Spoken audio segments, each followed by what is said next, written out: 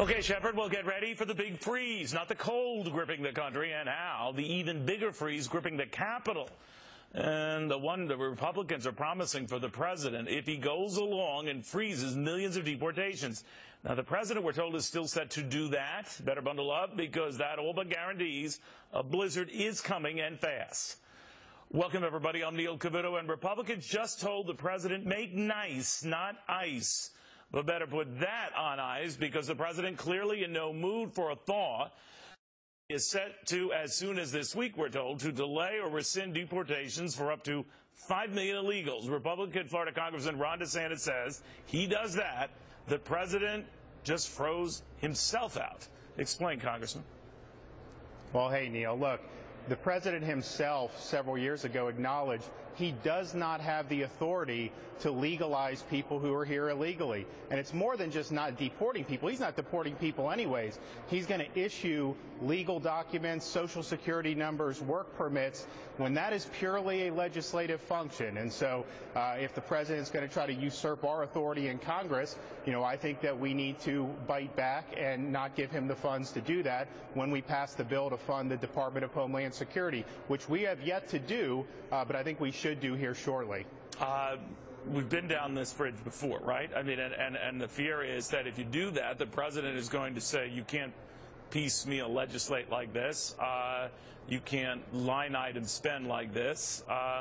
So he's going to throw it back in your court and say approve or disapprove and put a government shutdown potentially on you. Are you ready for that?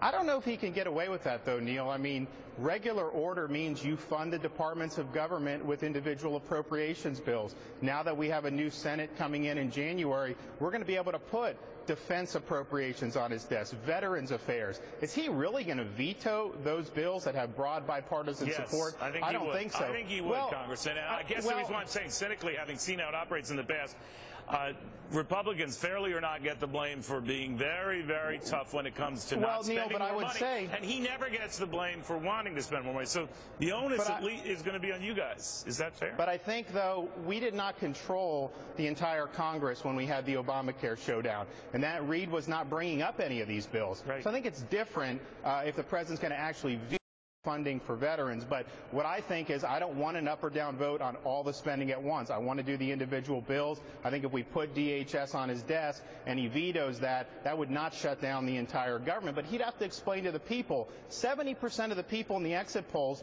think he does not have the authority to issue legalization by executive fiat. So he's on the wrong side of public opinion here. And guess what, Neil? When he did the mini amnesty in 2012, that harmed a lot of legal immigrants, people who were patiently waiting in line. I had citizens who were trying to bring over spouses from foreign countries. There were all sorts of problems. So imagine if he's going to make a program way bigger than that. You're going to have serious implications for people who are actually following the law and trying to come here legally. Do you think he is trying to goad you into a shutdown? In other words, divide and conquer Republicans?